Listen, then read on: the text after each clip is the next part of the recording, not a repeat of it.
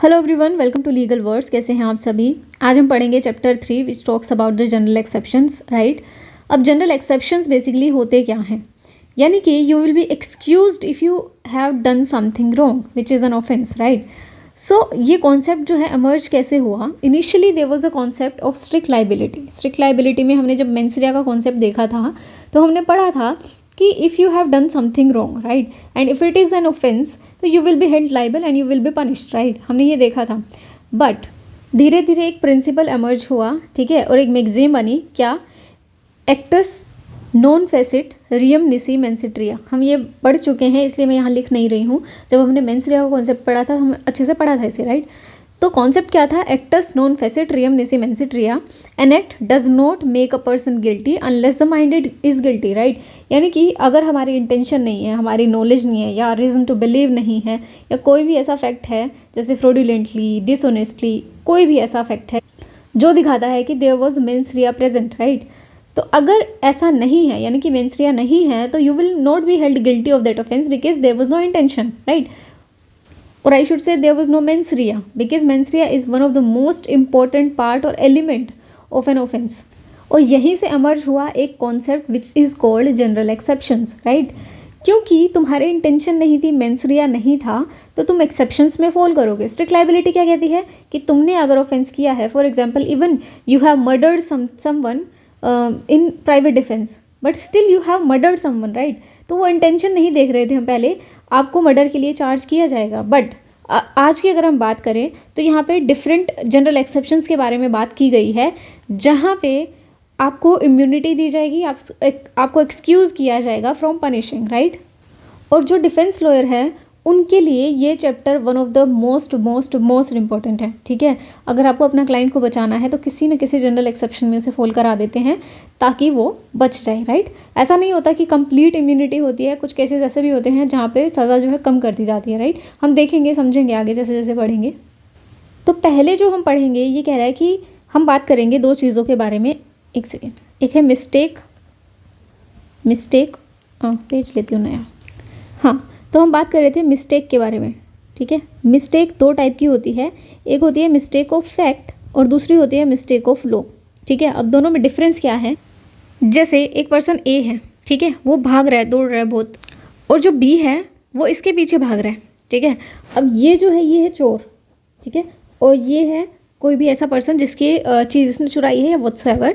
अब ये कोई पर्सन है सी, इसे लग रहा है कि ये जो बी है इसे परेशान कर रहा है, इसे मारना चाह रहा है, इसलिए सी जो है इसे पकड़ लेता है। Even though he is not an offender, sorry accused नहीं है वो, even though he has not done anything wrong, even though he the person A is liable for theft, C जो है बी को पकड़ लेता है। तो क्या जो है सी लाइबल होगा, क्या सी की लाइबिलिटी होगी रॉन्गफुल कन्फाइनमेंट के लिए? तो the answer is no. Why? Because he is immune under mistake of fact, उसे पता नहीं था। ठीक है, मिस्टेक ऑफ लॉ जो है it is not excusable, whereas the mistake of fact is excusable. ठीक है, वेयर एज ये जो ए है, ठीक है, अदर एग्जाम्पल लेते हैं, ए जो है वो चोरी करता है, थेफ्ट करता है, और ए क्या कहता है कि भाई मुझे तो पता ही नहीं था चोरी करना गलत है।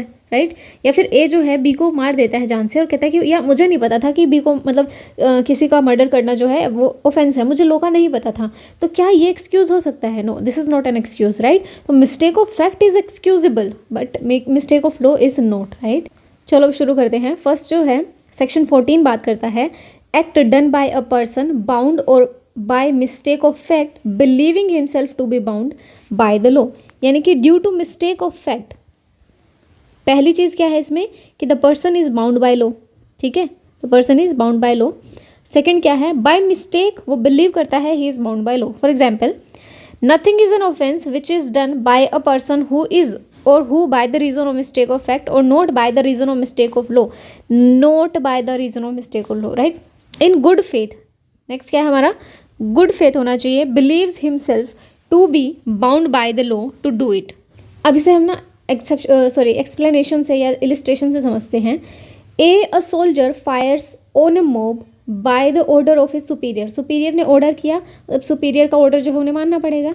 इन conformity with the command of the law A has committed the offence, यानी कि they have the superior had the authority to order the soldier. Right, और सोल्जर जो है इसकी ड्यूटी है to follow the order of the superior officer.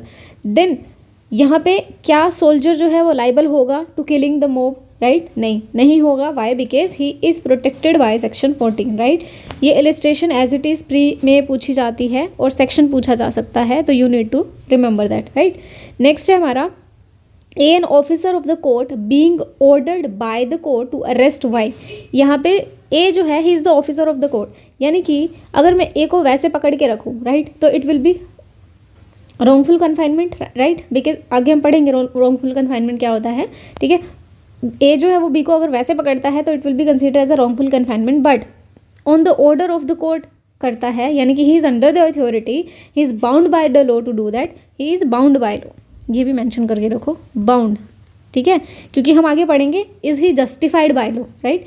Justified होने में और बाउंड बाय लॉ होने में फ़र्क होता है, आगे हम देखेंगे। After due inquiry believing Z to be Y, उसे लगा कि हाँ ठीक है जी ही वाई है, राइट? मतलब शक्तिमान ही गंगाधर है, वैसे वाला सीन है। Arrested Z A has committed no offence, उसे लगता है कि जो ए है वो सॉरी जो जी है वो वाई है। पकड़ने किसे आया था? वो वाई को पकड़ने आया था, ठीक है? और किसी ने उसे गलत बता दिया, जैसा भी उसको गलत बिलीव हुआ और उसने जी को पकड़ा और उसे ले आया। यहाँ पे जो ए है he was bound by the law to do the duty but he has mistakenly arrested Z, तो यहाँ पे मिस्टेक ऑफ फैक्ट है, not a mistake of law, तो ही विल बी इम्यून। तो इसी के साथ जो आप है मैगजीम्स भी लिख लो, ठीक है? आपको काम आएगी। 2 मैगजीम हैं। फर्स्ट है इग्नोरेंशिया या इग्नोरेंशिया फेस एक्सक्यूज इट, ठीक है? फैसिट मतलब इग्नोरेंस ऑफ फैक्ट जो है वो एक्सक्यूजेबल है, वेयर एज सेकेंड क्या है? इग्नोरेंशिया लेगिस नेमिनेम एक्सक्यूज इट, यानी कि ignorance of law is no excuse, right? इसको एक साथ भी पढ़ा जाता है, अलग अलग भी पढ़ा जाता है, whichever comfortable to you वो आप रखो, राइट? अब ये तो हमने पढ़ा बीएनएस का, ये किससे कॉरेस्पोंडेंस है? ये सेक्शन 76 ऑफ आईपीसी, ठीक है? आईपीसी का 76 जो है सेक्शन सेम बात बोलता है। अब अगर हम इसके एलिमेंट्स की बात करें तो एक सेकेंड, इसके एलिमेंट्स की बात करें तो इसके एलिमेंट्स क्या क्या हैं? सेक्शन 14 के एलिमेंट्स क्या क्या हैं? पहला क्या है? मिस्टेक ऑफ फैक्ट होनी चाहिए, not a mistake of law. Second क्या है? Good faith. थर्ड क्या है हमारा? No mistake of law. और फोर्थ क्या है? Legally bound.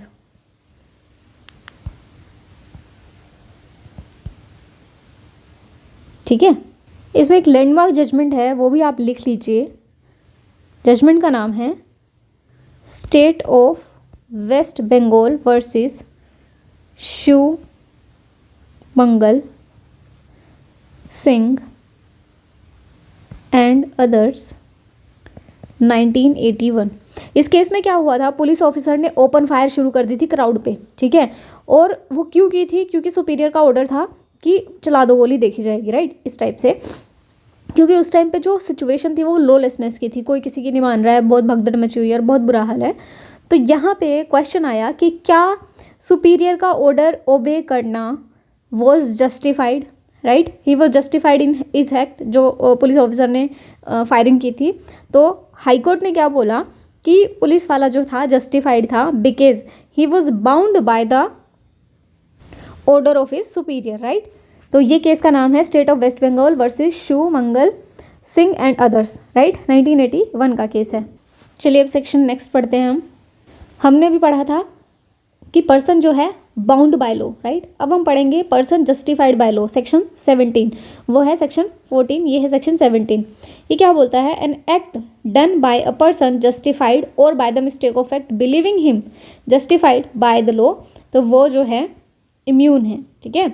Nothing is an offence which is done by any person who is justified by law or by the reason of mistake of fact, not by the reason of mistake of law. जो मैंने आपको example दिया था, है ना, कि उसने जो था इनोसेंट पर्सन को ही चोर समझ लिया था और उसे पकड़ लिया था, तो वहाँ पे he was justified by law कि ऐसे लोग को तुम पकड़ सकते हो, right. A sees Z commit what appears to A to be murder, ठीक है।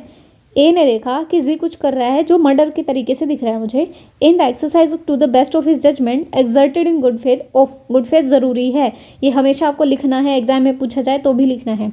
Of the power which the law gives to all the person of apprehending murders in the fact seizes Z in order to bring Z before the appropriate authority, right.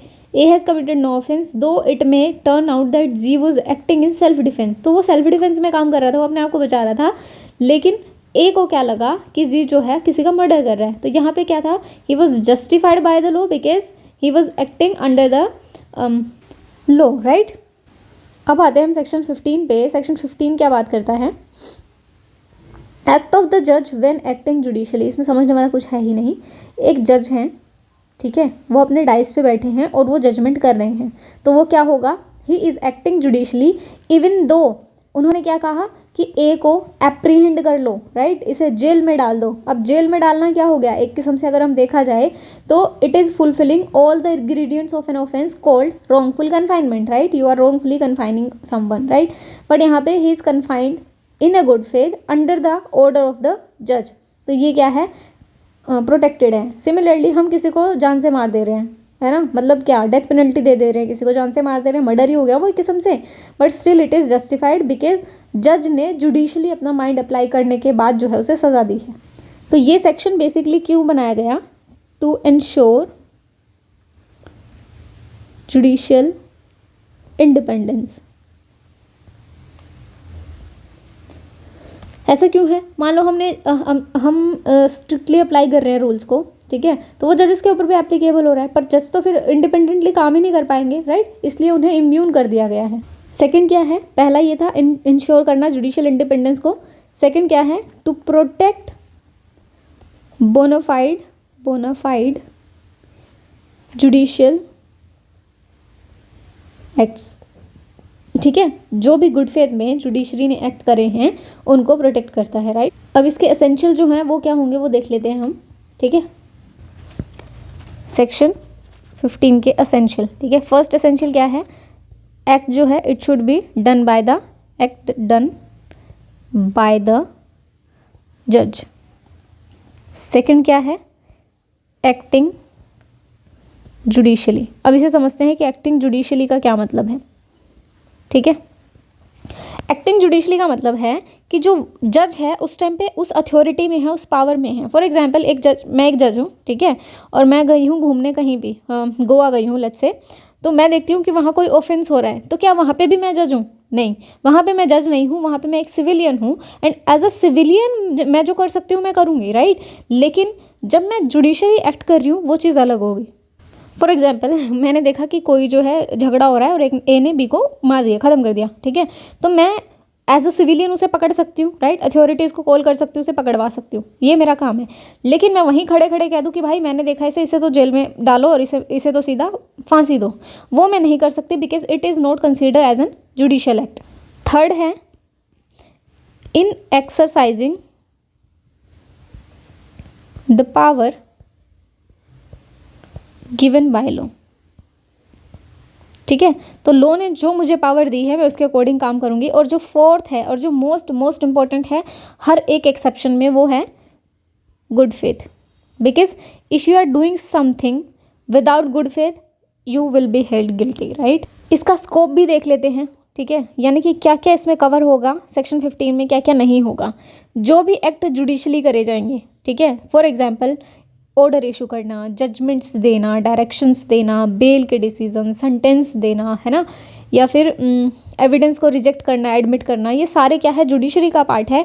इसमें अगर किसी को problem है तो वो उसकी प्रॉब्लम है, because the court is acting judicially, whereas if the court is working administratively तो वहाँ पे ये एप्लीकेबल नहीं होगा, जैसे रजिस्ट्री प्रोसीजर वगैरह, यहाँ पे वो एप्लीकेबल नहीं होगा।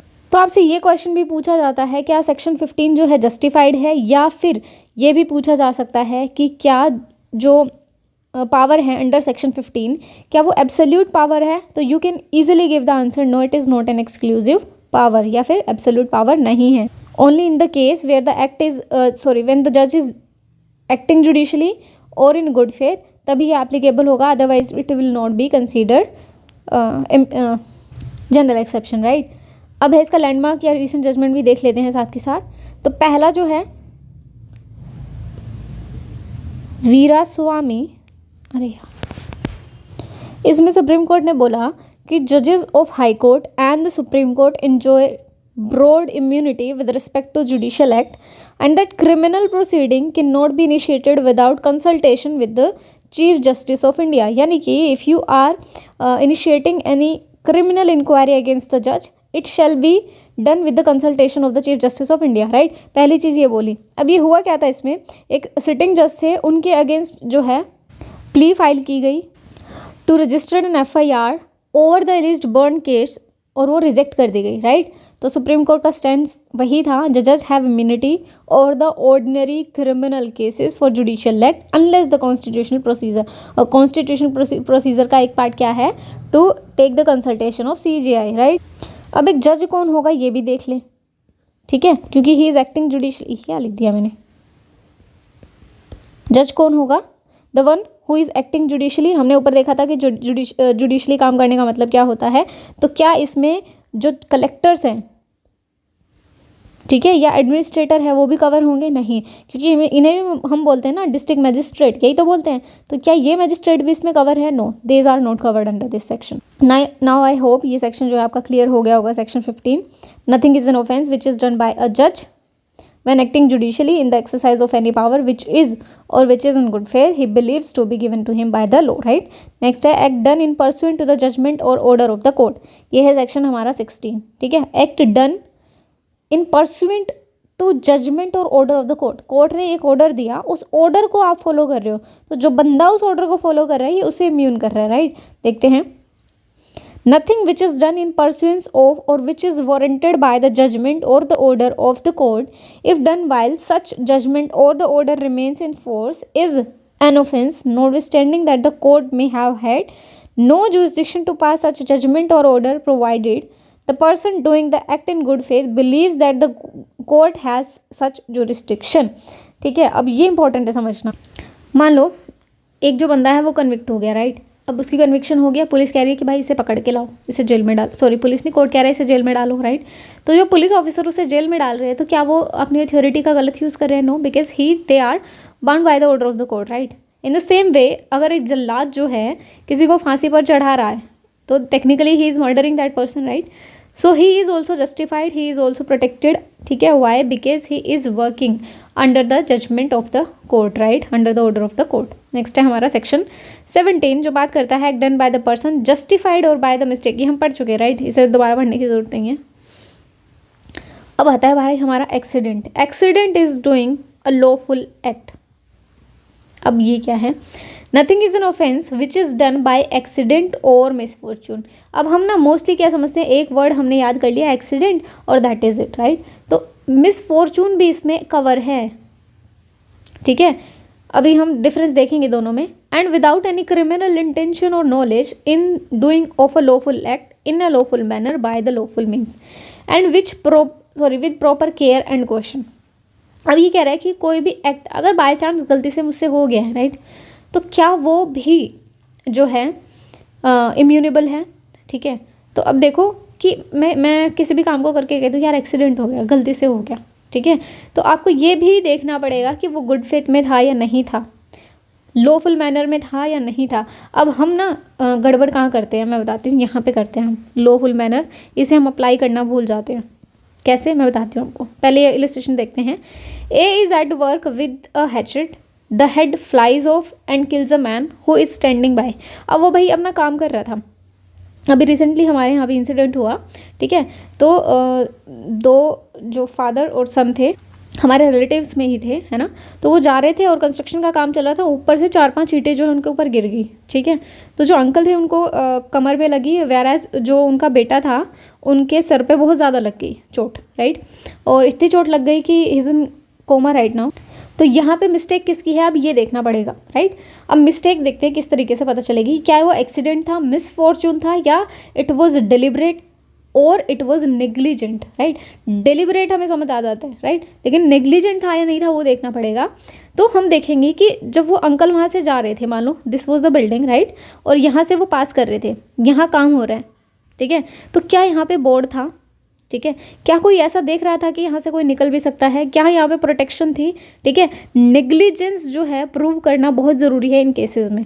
If there was negligence on the part of the constructor, जो बिल्डिंग कंस्ट्रक्ट कर रहे थे, हूसोएवर देवर, तो अगर वहाँ पे उन्होंने नेग्लिजेंस नहीं शो करी है तो इनकी गलती है, भाई इन्हें दिख रहा है कि काम हो रहा है फिर भी वहाँ से जा रहे हैं, राइट। लेकिन अगर उन्होंने सारे क्वेश्चंस लिए थे, स्टिल उनके ऊपर वो गिरी है, तो लाइबल कौन होगा, they will be liable, right. Similarly यहाँ देखते हैं, the head flies off and kills a man who is standing by here, if there was no want of proper question on the part of A, his act is excusable and not an offence. अभी देखो ऐसा समझते हैं, बड़ा करते हैं, ये एक पेड़ है, ठीक है, यहाँ बच्चे खेल रहे हैं, ठीक है, कोई 2 साल का है, कोई 5 साल का है, कोई 7 साल का है, ठीक है, और ऐसा भी बच्चे हैं जो 3-3 साल के भी हैं। अब यहाँ पे एक बंदा जो है लकड़ी काट रहे हैं, यहाँ पे एक बंदा बैठा हुआ है लकड़ी काट रहे हैं यहाँ से। अब उसे दिख रहा है कि जो बच्चे हैं वो खेल रहे हैं और ये जो मैं चीज़ यूज़ कर रहा हूँ, it can be harmful for this बच्चे, ठीक है, दिस चिल्ड्रंस, राइट। अब ऐसे ही काम करते करते ये जो लकड़ी है इनमें से एक बच्चे के ऊपर, मान लो ये 2 साल का बच्चा है, इसके ऊपर गिर गई। अब इसने बोला था, ये जो पेड़ के ऊपर बंदा बैठा है, इसने बोला था बच्चों भाग जाओ यहाँ से, मैं काम कर रहा हूँ, तुम्हें चोट लग जाएगी, बहुत सारे इसने क्वेश्चंस लिया था, यानी कि इसने नेग्लिजेंस अपने साइड से शो नहीं करी। अब द क्वेश्चन इज कि क्या ये जो बंदा है will he B held liable for that act. वो लॉफुली काम कर रहा है, वो कुछ गलत नहीं कर रहा है, वो लकड़ियाँ काट रहा है अपने, और इसने क्वेश्चन भी लिया, बच्चों को भी बोला कि तुम यहाँ से चले जाओ, ठीक है, बच्चे वहाँ फिर भी खेल रहे हैं, तो गलती किसकी है, इस इंसान की है या बच्चों की है। टेक अ पॉज, वीडियो को पॉज करो, let me know the answer first, right.